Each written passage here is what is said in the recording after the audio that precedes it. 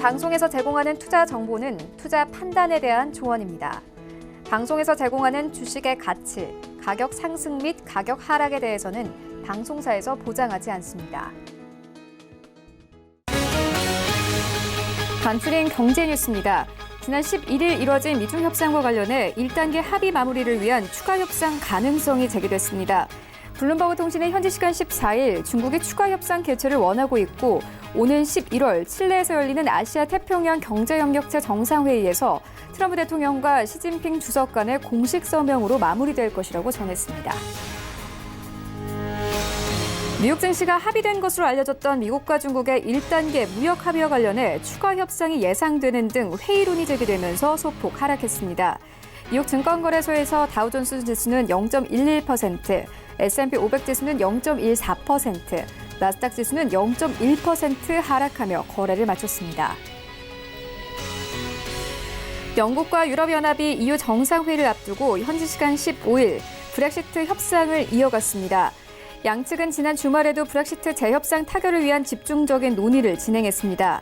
여왕 연설을 통해 주요 입법안을 내놓은 보리스 존슨 영국 총리는 하원에 출석해 오는 31일 유럽연합을 떠날 것이며 브렉시트를 해내자고 말했습니다. 유럽연합 집행위원회는 현지 시간 14일 헝가리가 삼성 SDI 헝가리 공장을 위해 공공 지원을 하겠다는 계획이 EU의 보조금 규정에 부합하는지를 평가하기 위한 심층 조사를 개시했다고 밝혔습니다. EU 집행위원회는 헝가리가 삼성 SDI의 헝가리 공장에 우리 돈으로 약 1,400억 원의 공공 지원을 할 계획이라고 공개했습니다.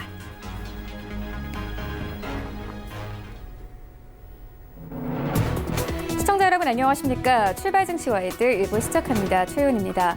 어제 우리 증시 양지수 모두 상승하며 거래를 마쳤습니다. 코스피 코스닥 양지수 모두 1%의 강세를 보였는데요. 특히나 코스피 시장에서는 외인과 기관들 매수세 유입되면서 어제 코스피 시장은 2067선까지 올랐습니다. 일단 어제 반도체 종목들이 강했습니다. 특히나 삼성전자 같은 경우에는 52주 신고가를 경신하기도 했습니다. 장중한 때는 53,300원대까지 터치를 하기도 했는데요. 일단 어제 미국과 중국의 협상 소식이 시장에 긍정적으로 작용이 됐습니다. 중국 증시도 마찬가지입니다. 상해 종합지수 1% 이상의 상승세를 보였는데요. 특히나 어제 중국 증시는 이 외국인 투자자 지분 철폐 소식과 함께 금융주들이 강세를 보였고요. 애플과 관련된 종목들, 5G 관련된 종목들이 큰 폭으로 상승했습니다. 하지만 미국과 중국의 협상이 완전히 마무리되지 않았다는 우려감에 간밤에 뉴욕 증시 3대 지수는 약보합권에 머물렀는데요. 이런 시장 상황들 오늘 출발 증시 와이드 1부에서 정확하게 알아보도록 하겠습니다. 네, 먼저 글로벌 시시각각 시간에는 간밤에 가장 중요했던 이슈들 다뤄보고 가도록 하겠습니다. 먼저 이 여왕 연설을 통해서 주요 입법안을 내놓은 영국 존슨 총리가 하원에 출석한 자리에서 31일 EU를 떠나겠다고 밝혔습니다. 브렉시트와 관련된 사안 조금 더 자세하게 짚어보도록 하겠고요. 이어서 현대중공업그룹과 이 대우조선해양 그리고 삼성중공업 등 B3 이 조선 3사가 일주일 사이 6조 원에 육박한 선박을 수주하는 괴력을 과시했습니다. 하지만 52시간 근로와 함께 중국과의 경쟁 등과 같은 리스크도 있습니다. 함께 투자 의견 들어보도록 하겠습니다. 네, 이어지는 라이브 이슈타임에서는요. 어제 코스닥 시장 1% 강세를 보였었죠. 특히나 어제 조국의 법무부 장관의 사퇴로 관련된 정치 테마주들의 등락이 엇갈렸습니다. 함께 투자 의견 들어보도록 하겠고요. 이어서 일본 불매 운동 여파로 저비용 항공사의 실적에 대한 우려가 커지고 있습니다. 투자 의견 들어보도록 하겠습니다. 출발 증시 와이드 1부 지금 출발합니다.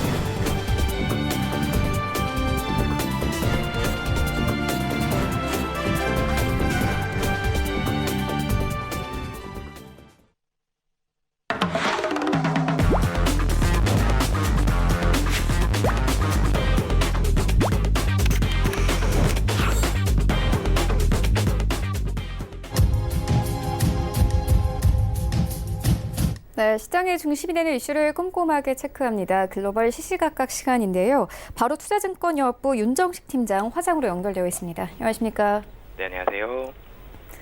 네, 먼저 간밤의 시장 상황부터 살펴보고 가도록 하겠습니다. 간밤의 뉴욕 증시 3대 지수 약보합권에 머물렀습니다. 일단 금요일에 급등했던 만큼 좀 물량 소화 과정을 보이면서 하락 마감을 했는데요. 특히나 좀 실적 시즌을 앞두고 종목 장세가 전개됐습니다.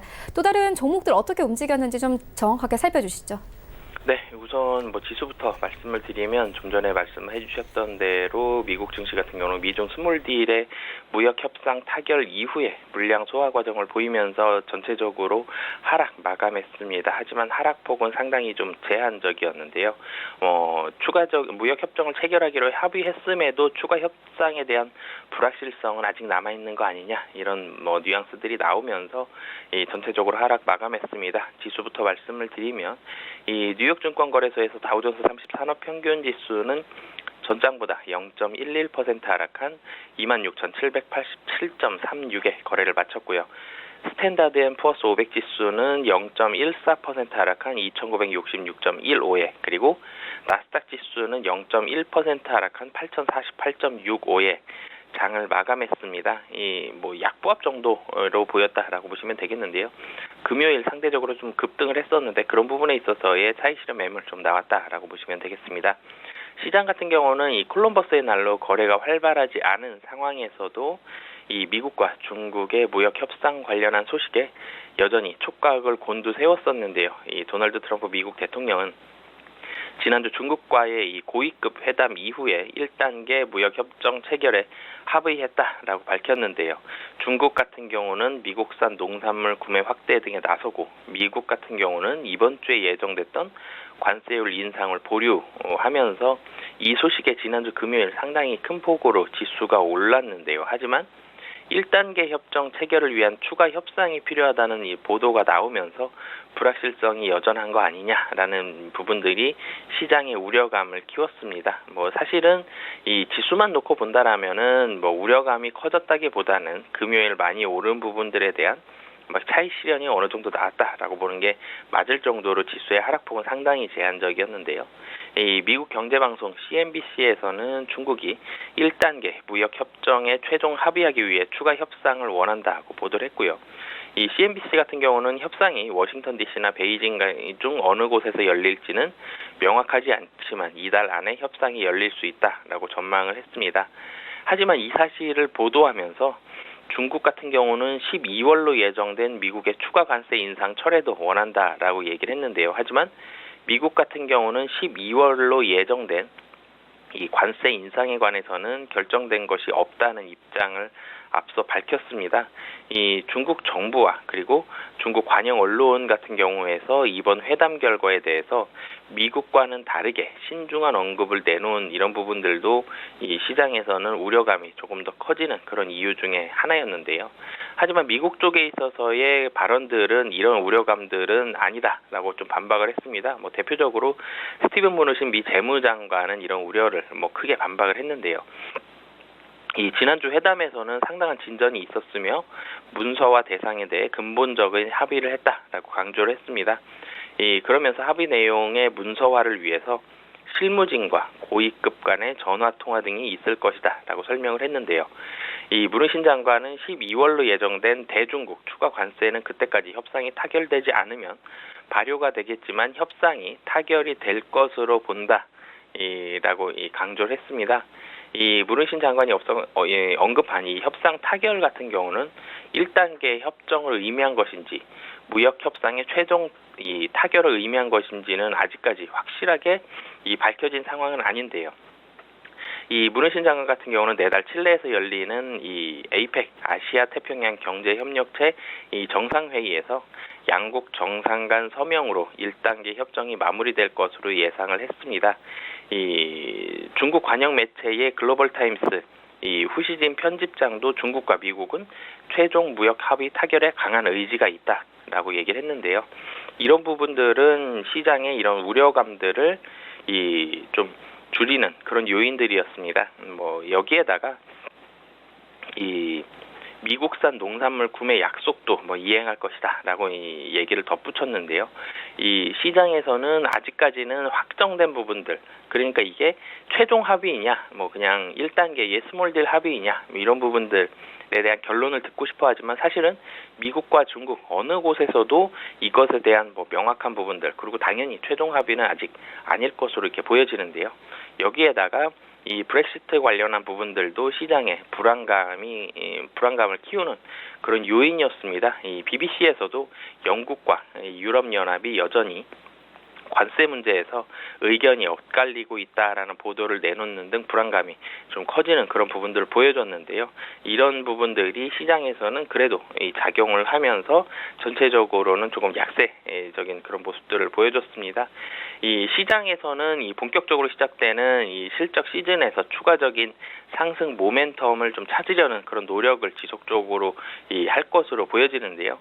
하지만 이 시장 조사 업체죠. 이 팩트셋에 따르면 1, 2분기에 이어서 3분기 S&P 500 기준으로 영업이익이 전년 대비 4.6% 둔화되었을 것으로 추정하고 있어서 실적 같은 부분은 아직까지는 낙관적이진 않을 것으로 보여지고요. 시장 같은 경우는 과거 어닝 서프라이즈율이 75%에 달하고 있다는 점에 아직까지는 기대하고 있기 때문에 당분간 좀 미국 증시 같은 경우는 개별 기업의 실적에 따라서 등락은 좀 나올 것으로 보여집니다. 전일 미국장에서의 그런 종목들이나 섹터별로 좀 살펴본다라면요. 최근에 미중 무역 분쟁이 있어서 가장 중심에 있었던 종목 중에 하나죠.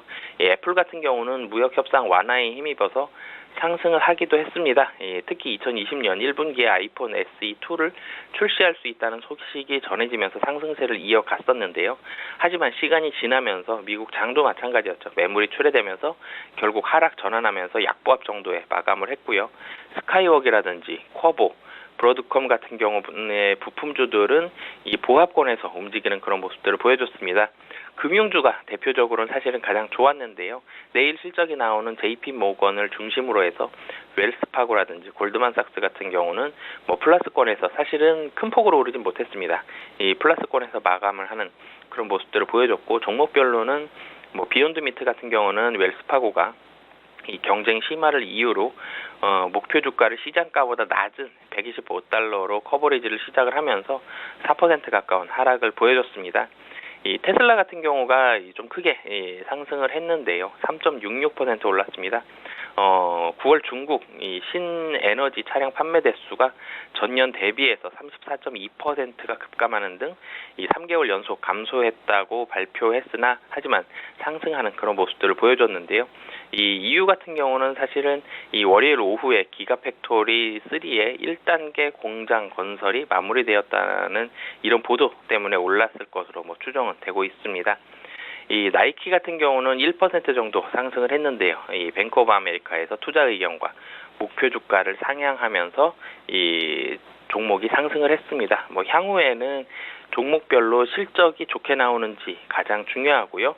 그리고 레포트들이 나오는데 투자 의견이 나올 때 매수냐 매도냐, 이 시장 가격보다 목표 주가가 커버리지에 대한 목표 주가가 높으냐 낮으냐, 이런 부분들이 당분간은 주가에 미국 증시에서 특히 많은 영향을 미칠 것으로 보여집니다.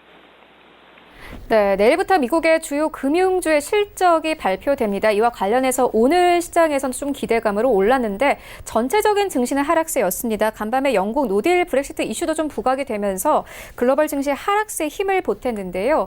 엘리자베스 2세 영국 여왕이 간밤에 이 퀸스 스피치에서 브렉시트와 관련된 내용을 발표했습니다. 어떤 내용들 담겨 있었습니까? 네, 엘리자베스 2세 이 영국 여왕이 전일이었죠. 전일 밤이었죠. 영국 정부의 최우선 과제는 10월 31일 유럽연합을 탈퇴하는 것이다 라고 퀸스 스피치에서 발표를 했습니다. 이 엘리자베스 여왕 같은 경우는 이날 퀸스 스피치에서 이 범죄, 건강, 환경, 그리고 영국의 EU 탈퇴를 다루는 이 브렉시트 등과 관련한 이 보리스 정부의 야심찬 정책을 소개를 했는데요. 이 야당 같은 경우에는 선거 선언이라고 일축을 했습니다. 이 퀸스 스피치 같은 경우는 이 의회 회기를 처음 시작할 때 의회가 논의해야 할 주요 쟁점 법안들에 대해서 여왕이 발표를 하는 자리인데요. 이 여왕의 권위를 빌리는 어떻게 보면 좀 형식적인 부분입니다. 발표 내용 같은 경우는 실질적으로는 현 정부, 그러니까 존슨 총리가 이끄는 이 현 정부가 써주는 내용인데요.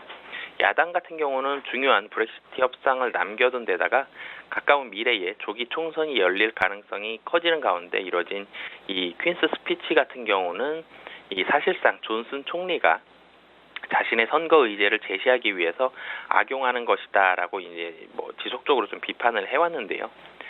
존슨 총리 같은 경우는 퀸스 스피치를 통해서 만약 그가 이번 주 EU와 이 브렉시트 협상을 마무리 지을 경우 합의를 이행하기 위해 필요한 이 20개의 법안 개요를 제시를 했습니다. 이날 발표된 정부 계획안에는 브렉시트 이후에 이 이민 시스템 그리고 범죄자 사법 개혁안, 의료보건 서비스 변화, 성장을 촉진하기 위한 국고 투자 확대 등이 포함이 됐는데요. 엘리자베스 여왕 같은 경우는 이 정부의 최우선 과제는 언제나 10월 31일 EU 탈퇴를 보장하는 것이었다라고 얘기를 하면서 정부 같은 경우는 자유무역과 우호적인 협력을 바탕으로 EU와 새로운 파트너십을 구성할 것이다 라고 얘기를 했습니다. 이 존슨 총리 같은 경우는 퀸스 스피치에 동반된 이 성명을 통해서 국민들은 정체와 교착 그리고 변화를 위한 기다림에 지쳐가고 있다라면서 그들은 더 이상 브렉시트 단행을 위해 길게 기다리길 원하지 않는다라고 얘기를 했습니다. 하지만 이 로이터 통신 같은 경우에서는 반대로 이 존슨 총리의 정치적 미래 그리고 그가 발표한 의제들의 이행 여부는 상당히 불확실하다라고 얘기를 했는데요. 존슨 총리 같은 경우는 현재 소수 정부를 운영하는 데다가 취임 뒤에 실시한 주요 표결에서 모두 패배했기 때문입니다. 여기에다가 로이터뿐만이 아니라 BBC에서도 보수당은 최근 과반 의석을 잃었기 때문에 많은 법안이 통과되지 못할 수도 있다라고 얘기를 했습니다. 야당 쪽에서도 비슷한 얘기들이 나왔었는데요. 앞으로 이 의회, 이 하원에서는 며칠간 퀸스 스피치에서 제시된 법안들을 논의를 하고 이 투표를 통해 가결 여부를 결정하게 되는데요. 이 제시안들이 부결될 경우에는 이 현 총리, 그러니까 이번 같은 경우는 존슨 총리가 되겠는데 부결될 부분들이 많을 경우에는 사퇴하는 것이 관례이기 때문에 존슨 총리도 그렇고 이 정당들도 상당히 좀 눈여겨볼 것으로 보여집니다. 네, 외신들은 아직 의회 대다수의 동의를 얻어내지 못했기 때문에 존슨 총리는 매우 어려운 상황에 와 있다 이렇게 평가를 하기도 했는데요. 계속 불확실성이 지속되면 증시에도 리스크로 작용이 될 것 같은데 우리 증시가 개장되기 전에 나오는 유럽 뉴스들 계속 따라가 봐야 할 것 같습니다. 이어서 우리 증시의 종목들도 살펴보도록 하겠습니다. 현대중공업 그리고 대우조선해양 그리고 삼성중공업 등 이 조선 3사가 일주일 사이에 6조 원에 육박한 선박을 수주하는 괴력을 과시했습니다. 하지만 52시간 근로와 중국과의 경쟁 리스크도 여전히 남아있는 상황인데요. 조선업종 어떻게 보고 계십니까? 이 조선 3사 괴력을 과시했습니다. 올해 누적 수주액의 4분의 1 정도, 약 26%에 해당하는 6조 원의 물량을 7일 만에 수주를 했는데요. 4분기 수주 급등에 대한 신호탄이라는 해석이 나온 가운데 한국이 올해도 중국을 누르고 2년 연속 세계 1위 조선국 자리를 이어갈 가능성 현재로서는 상당히 높아졌습니다. 지난주였죠. 싱가포르 선사 이스턴 퍼시픽이 현대중공업에 15,000 TU급 컨테이너선 11척을 발주했는데요. 금액이 공개되질 않았지만 11척 모두가 LNG 추진 시스템이 적용된다는 점을 감안할 경우에는 15억 달러 정도로 추산이 되고 있습니다. 현대중공업 같은 경우는 지난주 방위사업청으로부터도 6,766억 원의 차세대 이지스함도 수주를 했는데요. 지속적으로 수주 얘기들이 계속 나오고 있습니다. 현대3호중공업, 미포조선도 초대형 원유 운반선 VLCC랑 MR 탱커 같은 경우에 수주도 성공을 했고요. 대우조선해양 같은 경우도 지난 11일 3,000톤급 잠수함 그리고 LNG 운반선 2척을 방사청과 미주 지역 선사로부터 수주를 했습니다. 수주 금액 같은 경우도 1조 5천억 원 이상이었는데요. 삼성중공업도 마찬가지로 대만 해운사죠. 에버그린으로부터 세계 최대 크기의 컨테이너선 6척을 1조 1천억 원에 수주를 했습니다. 10일에는 말레이시아 선사로부터 LNG 운반선도 2척 수주를 했는데요. 조선 3사가 10월 둘째 주에 수주한 선박의 총 규모가 50억 2천만 달러입니다. 현대중공업이 가장 많아서 23억 7천만 달러고요. 대우조선해양이 13억 2천만, 삼성중공업이 13억 3천만 달러, 우리 돈으로 거의 6조 원에 육박하는 이 수주입니다. 이 선사들이 이제 시황과 그리고 가격 같은 경우들을 보면서 발주를 미뤄오다가 연말이 다가오면서 결정을 내리기 시작하면서 4분기 수주액 같은 경우는 사실 시장에서는 더 늘어날 수 있다라고 전망을 좀 많이 하고 있는데요. 실제로 현대중공업 같은 경우는 그리스 선사와 2조 원 좀 안 되는 이런 규모의 VLCC 14척 수주 막바지 협상을 진행 중인 것으로 알려졌고요. 삼성중공업도 이 1조 5천억 원 안팎의 이 사업도 연내 발주될 가능성이 있습니다.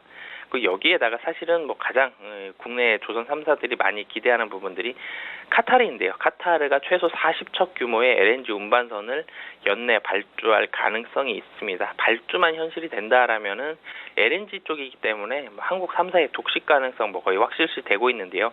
이 발주가 4분기 이 발주가 조금 더 빨리 들어온다라면은 금년에 들어온다라면은 금년 실적 상당히 좀 좋아질 것으로 보여집니다. 그렇게 되면 압도적으로 한국이 중국을 누르고 조선업에서 1위를 차지할 가능성이 높은데요. 하지만 이 카타르에서 올해 안에 발주를 추진한다는 부분들은 아직까지는 확신하기는 어려운 단계고요. 사실은 카타르가 아니더라도 4분기에도 수주에 청신호가 들어온다라면은 중국 누르고 조선업 세계 1위 차지할 가능성, 2년 연속으로 한국이 조선업 1위를 차지할 가능성 현재로서는 높아 보이는 상황입니다. 네, 세 가지 이슈 짚고 왔습니다. 지금까지 바로투자증권연구 윤정식 팀장과 함께했습니다. 고맙습니다. 네, 감사합니다.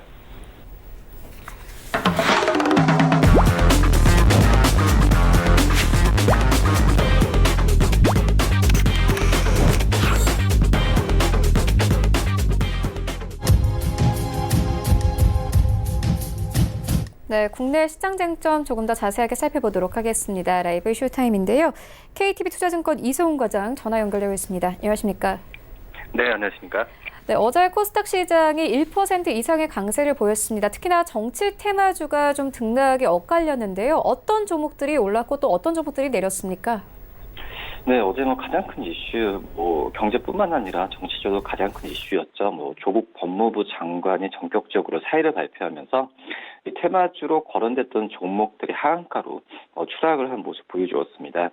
하청기계, 또 삼보 화청기계 같은 경우에 하한가로 장을 마감했고요.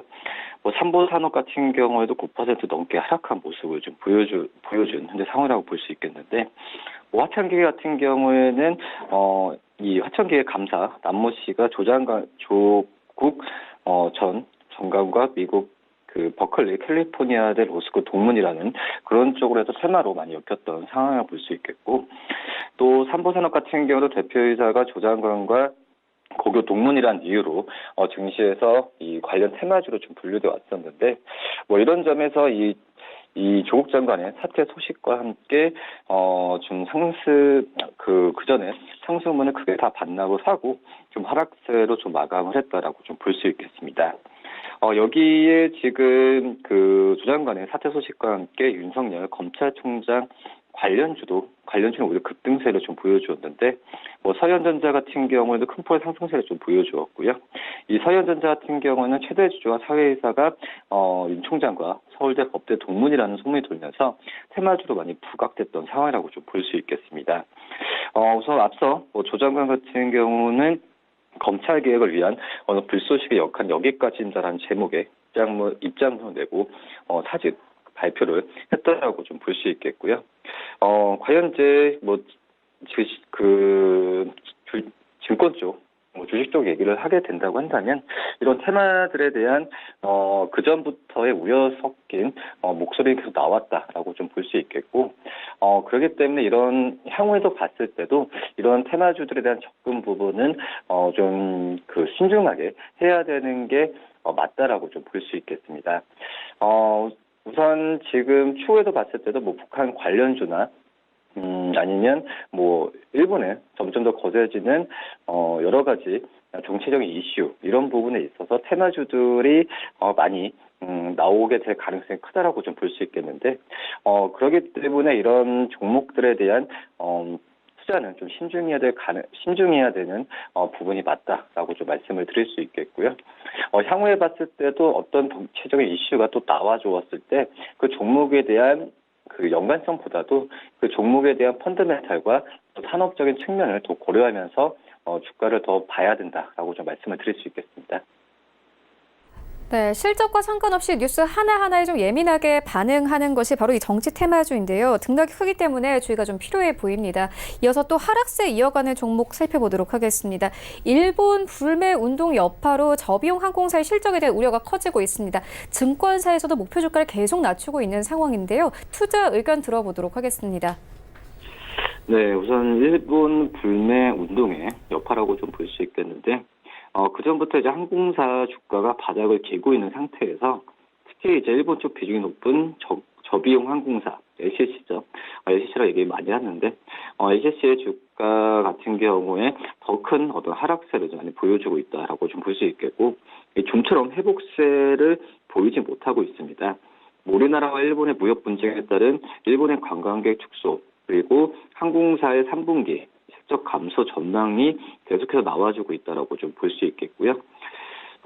우선 지금 현재 상태에서 LCC 업계 1위죠. 뭐 제주항공 같은 경우에도 지금 지난 7월부터 대비해서는 주가가 30%까지 하락한 상태고 52주 최저가까지도 지금 접근한 상태라고 좀 볼 수 있겠습니다. 뭐 진에어 같은 경우에도 7월 1일과 대비해서는 31% 이상 주가가 상승 하락세를 보여주고 있고, TA항공도 마찬가지라고 좀 볼 수 있겠는데요. 우선 이 LCC의 주가 하락은 당연히 일본행 여행객 감소에 따른 3분 시적 감소라는 어떤 타이틀이 있다라고 좀 볼 수 있겠는데, 국토교통부에 따르면 지난 8월에 일본 여객, 그러니까 일본 노선 여행객 같은 경우에는 같은 기간보다 20% 이상 감소했고요. 그간 상승세로 이어온 일본 여행 보이콧이라는 부분이 확산이 지속되면서 올해 들어 처음으로 증가율이 꺾인 모습을 좀 보여주고 있습니다. 실제 이 같은 일본 여행객 감소로 일본 노선 의존도 높은 LCC의 실적도 타격을 입을 것으로 예상이 되고 있는데요. 뭐 제주항공의 3분기 영업이익 컨센서스는 121억으로 작년 같은 기간이 378억이었던 걸 본다고 한다면 무려 67% 이상 줄어들 것으로 좀 예상이 되고 있고요. 순이익 또한 54억 정도로 그 전년 동기 대비해서 82% 이상 하락할 것으로 전망이 되고 있습니다. 뭐 TA항공 같은 경우에도 3분기 영업 손실이 2억 원으로 같은 기간 대비해서 적자 전환할 것으로 좀 예상이 되고 있고요. 순 손실도 40억 이상으로 추정되고 있어서 같은 기간에 대비가 작년에 같은 기간에 52억이었는데 적자 전환할 가능성이 크다라고 볼 수 있겠습니다. 우선 지난달에 저비용 항공사들 원래 실적이 처음으로 역성장한 모습 보여주었는데, 이 저비용 항공사들 같은 경우에는 일본 노선의 운항 편수를 같은 기간 대비해서 26% 줄였는데도 여기에서 38% 급감하면서 탑승률은 물론 운임 역시 하락세가 이어지고 있는 상황이고요. 3분기는 항공여행 시장에 성숙이지만 저비용 항공사들은 영업 적자를 기록하는 가능성이 크다라고 좀 볼 수 있겠습니다. 우선 일본 불매 운동 영향이 크다라고 좀 말씀을 드릴 수 있겠는데, 한마디로 수요가 공급의 확대 속도를 따라가지 못하는 현재 상황이라고 좀 볼 수 있겠고, 4분기도 좀 암울합니다. 4분기도 실적 회복이 쉽지 않을 것으로 예상이 되면서 내년에는 특히 신규 항공사 진입으로 9개사 체제가 되면은 공급도 더 늘어나면서 경쟁 심화가 예상이 되고 있는 상황이고요. 내년에 국적 항공사는 기존 8개에서 11개로 늘어날 가능성이 크다라고 좀 볼 수 있겠는데, 업황이 악화된 현 상황에서 추가 경쟁은 역시 항공사 실적 부진을 심화시킬 것으로 좀 판단이 되고 있습니다. 하반기 때 이 저비용 항공사들의 합산 시총이 25%가량 감소했지만 여전히 어떤 구조조정과 같은 어떤 변곡점 없이는 이 주가가 어디까지 떨어지냐, 이런 부분을 얘기하기가 좀 힘들다라고 좀 볼 수 있겠고요.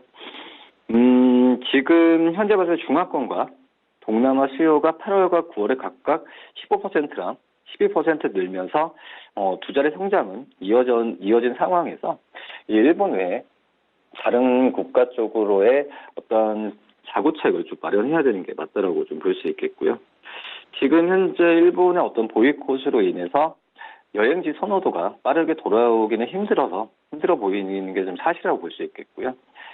우선 한일 관계 개선이 우선 1차적으로 돼야 되는데, 뭐 이런 부분 같은 경우에는 어떤 이런 부분을 예상하면서 주가로 접근하는 부분은 좀 힘들다라고 좀 볼 수 있겠고, 제가 봤을 때는 우선 진에어나 뭐 에어부산, 뭐 TA항공, 뭐 에어서울, 뭐 이스항공 같은 이런 저가항공사들이 대체 노선 발굴이 좀 돼야 되지 않을까 이렇게 좀 생각이 되고 있습니다. 대체 노선 발굴은 꾸준하다라고 좀 생각이 되고 있는데요. 최근에 제주와 대만 노선의 주 2회 운항을 시작한 제주항공은 제주 그리고 대만 그리고 가오슝 제주로 이어지는 포트폴리오를 새로 세웠던 게 좀 고무적이라 볼 수 있겠고, 이 타이웨이와 가오슝 노선 같은 경우에는 제주에서 후쿠오카, 방콕에 이어서 제주국제공항에서 신규 취항한 국제 노선이기 때문에 뭐 이런 꾸준한 노력이 좀 있어야 되지 않을까 좀 생각이 되고 있습니다. 지금 현재 봤을 때는 저가항공사보다는 그래도 항공업종 안에서는 항공 부품주나 아니면 여러 가지 여행과 관련된 어떤 리뉴얼을 하고 있는 여행사들에 대한 주가에 대한 접근이 필요하지 않나 이렇게 좀 판단됩니다. 네, 4분기부터는 좀 비수기이기 때문에 실적이 개선되기까지는 좀 시간이 필요해 보입니다. 이어서 자동차 업종도 살펴보도록 하겠습니다. 현기차가 세타이 엔진 결함과 관련해 올해 3분기 실적에서 총 9천억 원의 비용이 추가 발생된다고 밝혔습니다. 비용 대부분은 품질 관리에 투입이 되는데요. 장기적으로 보면 투자이긴 하지만 당장에는 좀 재무적인 리스크로 작용될 것 같습니다. 전망 어떻게 보고 계십니까? 네, 어제 시장이 좋았음에도 불구하고 이 전방 기업들의 현대차, 기아차 주가는 좀 약세를 좀 보여주었는데, 말씀하셨듯이 우리나라와 미국 고객들에게 9천억에 달하는 비용을 지불하게 됐습니다. 최근에 자동차 업종의 주가 반등이 좀 진행되고 있는 상황에서 이런 상황에서 나온 악재라서 시장의 관심이 크다라고 볼 수 있겠는데, 우선 현대 기아차의 비용 부담은 좀 생겼긴 했지만 우리 좀 품질 이슈가 해소된 상황에서 우리 브랜드 가치 상승에 보탬이 되지 않나 이렇게 생각이 되고 있고요. 또 시장이 우려하는 불확실성도 해소됐기 때문에 오늘 한번 주가의 좀 반등 부분 한번 기대해봐도 괜찮지 않을까 이렇게 생각이 되고 있고요. 우선 현대차는 지난 주말이었죠. 세타2 엔진에 장착된 차량을 구입한 모든 한국과 미국 고객을 대상으로 평생 보증 프로그램과 화해안에 대한 합의 내용을 내놨습니다. 현대차는 2002년 세타 엔진을 독자 개발했는데요. 미국 크라이슬러와 일본 미쓰비시 등에 수출하면서 한국을 자동차 엔진 수출국 반열에 올려놨다는 평가를 좀 받았는데, 후속 제품인 세타2 엔진은 2009년 나왔습니다. 한마디로 2015년쯤에 이 엔진을 장착한 차량이 주행 중에 멈추는 사고가 잇따르면서 엔진 결함 논란이 많이 있었는데요.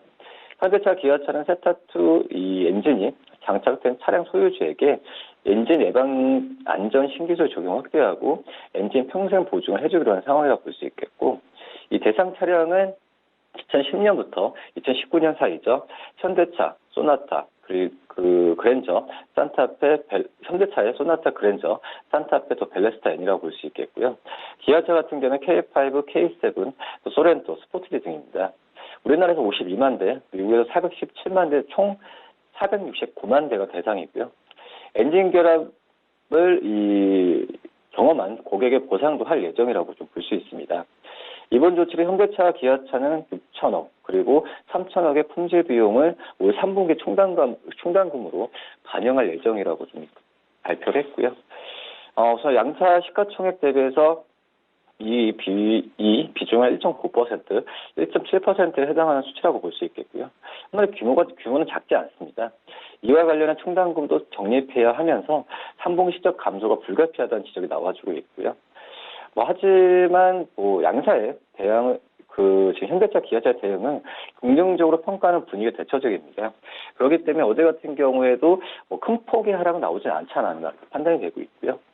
이번 화해안을 통해서 세타 엔진과 관련된 각종 소송건이 해결되고 브랜드 유지와 신뢰도 제고에 도움이 될 가능성은 개인적으로 봤을 때 있지 않나 이렇게 생각이 되고 있고요.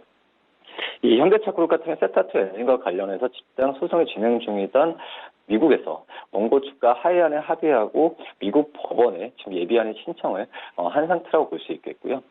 우선 미국 내 집단 소송 17건 중에 5건은 종결되고 다른 일부 소송도 종결될 가능성이 크지 않나 이렇게 생각이 되고 있습니다. 나머지 소송의 규모는 이번 화해안에서 종결된 소송에 비해서 크지 않다라는 부분이 지금 그 사측에서 지금 얘기를 하고 있고, 뭐 미국 법무부 조사에 따른 징벌적 벌금 가능성도 있긴 한데 고객 화해가 좀 이루어졌고 소비자 보호란 명분이 마련됐기 때문에 벌금이 생각보다 적지 않지 않을까 이렇게 보여지고 있습니다. 이 자동차 결혼과 관련된 리콜은 비용 문제보다도 브랜드 가치 훼손으로 이어지는 더 큰 문제이기 때문에 과거였죠. 이 급발진 문제로 12억 달러의 형사 합의금을 물었던 도요타가 이런 사례라고 좀 볼 수 있겠고요. 하지만은 이 현대차로의 세타트 엔진은 인명 손실이 없었습니다. 그 문제 차량도 연식이 오래된 모델 중심이기 때문에 이미 관심을 받은 지 3년 이상 경과된 이슈라서 이 브랜드 손상에 미치는 영향은 작지 않나 좀 생각이 되고 있습니다. 다만 이제 뭐 실적에 미치는 부정적 영향이 언제까지 이어질지, 그리고 소비자 보호 비용이 추후 더 늘어날 수 있는 부분은 의견은 분분하다라고 좀 볼 수 있겠고요. 우선 가장 우려스러운 부분은 실적도 있지만 이 미국에서 생산되면서 제3국으로 수출된 차량 38만 대가 보상에서 제외된 점도 이 부분을 좀 봐야 되지 않나 이렇게 좀 생각이 됩니다. 네, 현기차 3분기 영업이익이 대폭 줄어들 것으로 전망되고 있는데요. 다음 주 목요일에 실적이 발표됩니다. 24일에 발표가 되는데 그때까지는 좀 하락세가 불가피할 것 같습니다. 계속 주가 흐름을 따라가 보도록 하겠고요. 이어서 삼성전자 살펴보도록 하겠습니다. 삼성전자 어제 52주 신고가 다시 한번 경신했습니다. 장중한 때는 5만 300원대까지 터치를 하기도 했는데요. 일단 D램과 낸드 플래시의 가격이 상승할 것이라는 기대감과 함께 현재 반도체 종목들이 강세를 보이고 있습니다. 관련된 종목들의 흐름 어떻게 보고 계십니까? 16개월 만에 마의 5만 원 벽을 돌파한 상황이라고도 볼 수 있겠고요. 이 반도체 산업이 사이클상 저점을 통과했던 분석도 나와주면서 이 삼성전자뿐만 아니라 관련 종목에 대한 긍정적 전망들도 지금 이제 힘을 받고 있는 상황이라고 볼 수 있습니다. 우선 삼성전자 올해 4분기 영업이익만 봤을 때는 3분기보다는 줄 가능성이 있지만 내년 실적은 올해보다 크게 될 가능성이 있다고 좀 생각이 되고 있고요. 우선 3분기 디램 수요를 미국의 관세 부과 전에 중국산 제품에 대한 선수요 등으로 좀 보고 있고, 지금 4분기 수요는 전분기 대비해서 감소할 가능성은 좀 우려가 좀 있긴 있습니다. 하지만 뭐 이런 상황 같은 경우에는 너무 큰 문제는 아니라 생각이 되고 있고요. 오히려 디램 수요 회복과 또 낸드 가격 상승으로 4분기 반도체 부분 영업이익은 3분기보다는 증가할 것을 보여주고 있기 때문에 지금 현재는 이 수요에 대한 상황만 본다고 한다면 내년에 오히려 더 기대를 해도 괜찮지 않을까 생각이 됩니다. 우선 3분기 무선사업부 영업이익이 9.5%로 회복이 됐는데 작년 3분기부터 시작된 이 중저가 모델 라인업 정리가 2분기까지 일단락되면서 이 3분기부터 신규 모델로만 구성된 중저가 제품 판매가 본격화되면서 수익성 개선이 나타난 현재 상황이라고 볼 수 있겠고요. 4분기에는 반도체와 또 디스플레이 부분 영업이익은 증가하겠지만은 말씀드렸듯이 IM, 그러니까 IT와 모바일 부분 쪽에서의 이 계절적 이익 감소로 영업이익은 3분기가 좀 줄어들 가능성이 있다라고 좀 생각이 되고 있습니다. 하지만 이미 이런 부분도 시장에서 좀 많이 주가에 많이 반영됐다라고 볼 수 있겠고, 올해 주가는 내년을 더 보면서 반응하지 않을까 이렇게 생각이 됩니다. 내년엔 반도체나 디스플레이 또 이 모바일 부분의 영업이익 모두 증가할 것으로 보여지고 있고, 연간 영업이익이 전년 대비해서 56% 증가한 43조 이상은 나올 것으로 판단이 되고 있습니다. 우선 글로벌적으로 봤을 때도 거시경제 불안 요인을 꼽히는 반도체 수요 회복에 대한 불확실성이 높긴 하지만 이 메모리를 포함한 반도체 수요 개선은 개별 산업의 특징이 좀 강합니다. 반도체 가격 하락에 따른 이 채용량 증가, 또 데이터 센터에 대한 투자 회복, 5G 네트워크 투자 확대, 또 5G 스마트폰 수요 증가 등으로 반도체 산업 수요는 회복되고 있는 상황이라고 볼 수 있겠고요. 증권사도 목표 주가는 2만 원 이상을 꾸준히 내놓고 있기 때문에 삼성전자의 주가 상승 여력을 더 기대해봐도 괜찮지 않을까 이렇게 좀 생각이 되고 있고요. 우선 문제는 이제 디램 재고가 감소가 된다고 한다면 턴어라운드 시그널이 발생하는 게 이쪽 산업의 특성이라 볼 수 있겠는데, 지금 이제 재고 감소 같은 경우에도 반도체 사이클에 어떻게 재고 건설 꾸준히 이루어지고 있기 때문에 반도체 사이클의 바닥을 탈출할 가능성이 좀 있지 않을까 이렇게 좀 생각이 되고 있습니다. 3분기 실적 좋았고요. 반도체 업황 회복세가 있기 때문에 이 그전에 우려되었던 무선 사업부와 디스플레이 사업부 실적만 예상치만 나온다고 한다면은 주가의 상승력은 더 갖고 갈 가능성이 있지 않을까 이렇게 보입니다. 네, 지금까지 KTB 투자증권 이성훈 과장과 함께했습니다. 고맙습니다. 네, 감사합니다. 네, 1부는 여기서 모두 마치도록 하고요. 잠시 후 2부에서는 전문가들과 함께하는 종목 라이브쇼, 라이브 매매타임이 이어집니다. 여기에 더해서 오늘장에서 이슈몰이라고 있는 특징 주까지 꼼꼼하게 살펴봐드리겠습니다. 채널 고정해 주시고요. 저희는 잠시 후 2부로 다시 찾아오도록 하겠습니다.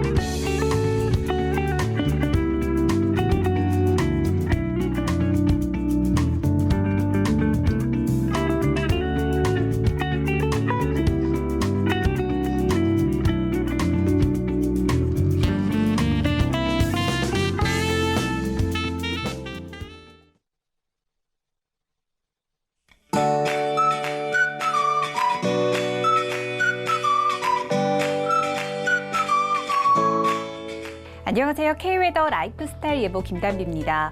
오늘 아침 출근길 옷차림을 단단히 하셔야겠습니다. 우리나라 상공에 찬 공기가 위치하면서 아침 기온이 어제보다 4도가량 내려가 매우 쌀쌀한데요.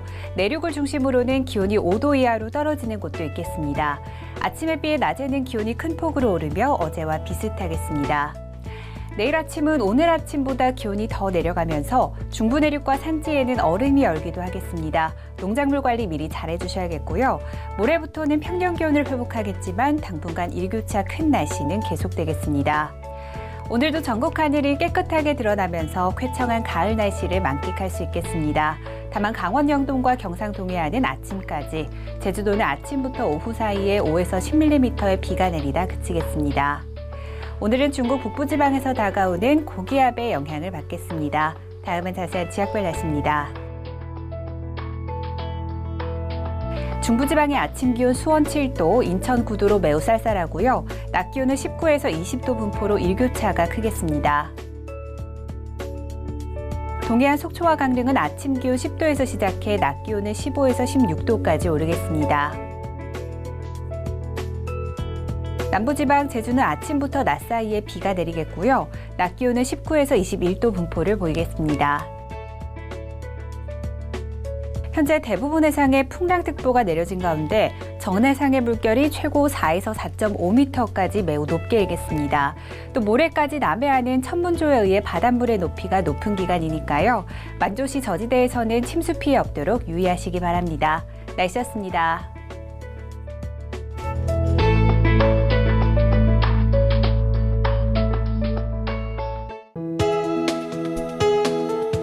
방송에서 제공하는 투자 정보는 투자 판단에 대한 조언입니다. 방송에서 제공하는 주식의 가치, 가격 상승 및 가격 하락에 대해서는 방송사에서 보장하지 않습니다.